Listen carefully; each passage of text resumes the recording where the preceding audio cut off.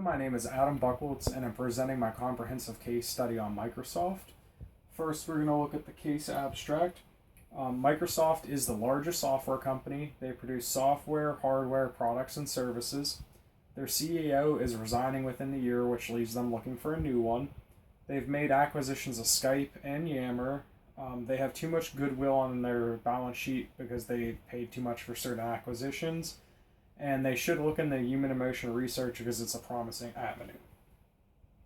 Next, we're going to look at their mission statement, which is copied directly from the text and quoted. At Microsoft, our mission and values are to help people and businesses throughout the world realize their full potential. Next is their vision statement, which is to become the world's most connected software company by harnessing the power of human emotion. I created that vision statement myself, being how there was not one in the text. Next is the internal audit. We'll have strengths part 1 and 2, but I'm just going to go over the most important strengths, which is cash to invest heavily in research and development, and that Windows 8 provides better communication for cloud services. That's part 1. This is part 2. Then we're going to go to weaknesses part 1 and 2. For the first ones, we have Windows 8 failed to launch them into the tablet world, which is a big failure. And then we have Skype costs Microsoft too much money as an acquisition. Then we're going to go to part 2 here, which we have Microsoft has a history of using poor judgment in acquisitions, leaving too much goodwill on the balance sheet, and that also their net income dropped 26.7% in 2012. Next is the external audit, which will start with opportunities. And we'll have part 1 and part 2 just like we did with the strengths and weaknesses.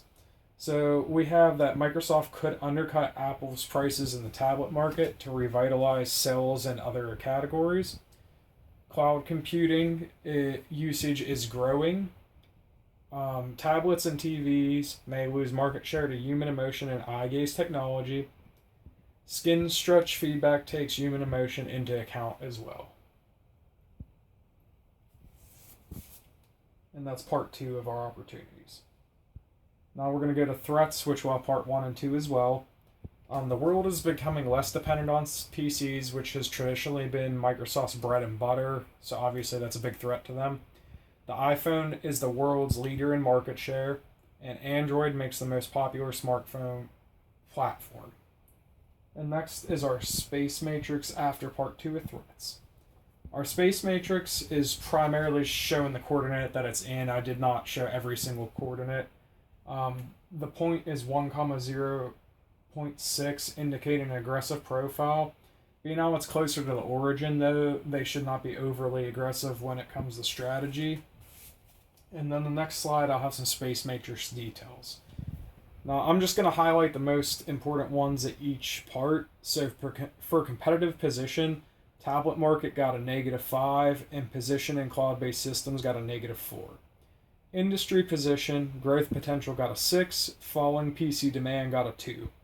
Financial position, revenue got 6, goodwill got 2. Stability position, demand variability got -4, barriers to entry got -2. And we have financials in 3 parts, and part 1 is revenue by geographic location.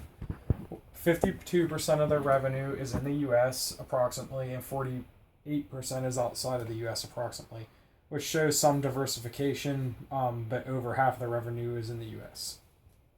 Next slide will be on revenues and net income. We can see that revenue has been growing annually, and that net income dropped 26.7% in 2012.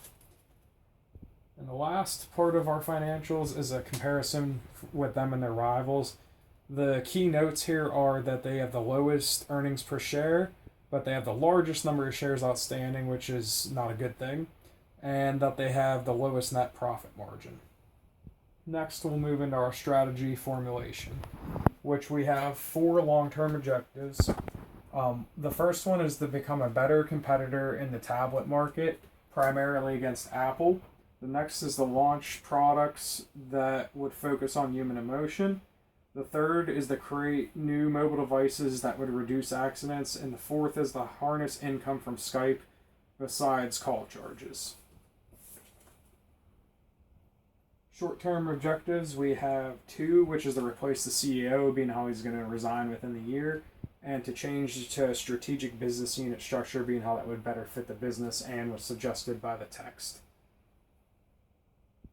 Implementation. We're going to go into the annual objectives for long-term objective 1. This will be in a 3-year series. The first year, they will cut the price on the Surface tablet to gain market share and undercut Apple.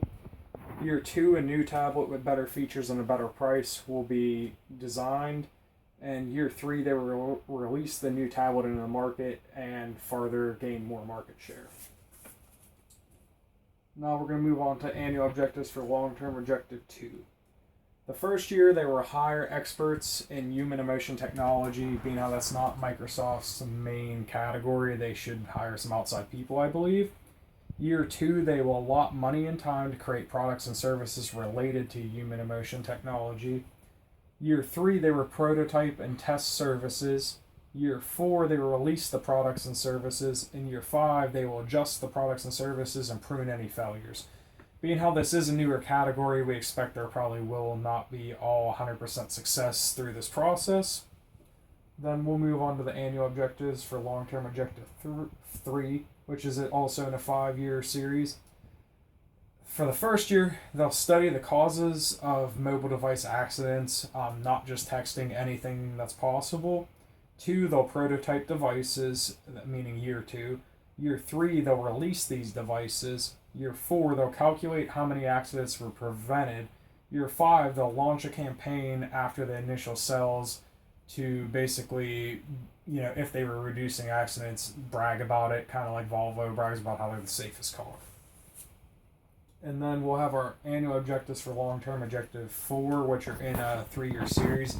These ones are a little more broad because there wasn't a whole lot of detail in the text, and Skype's kind of doesn't have a whole lot of information available either.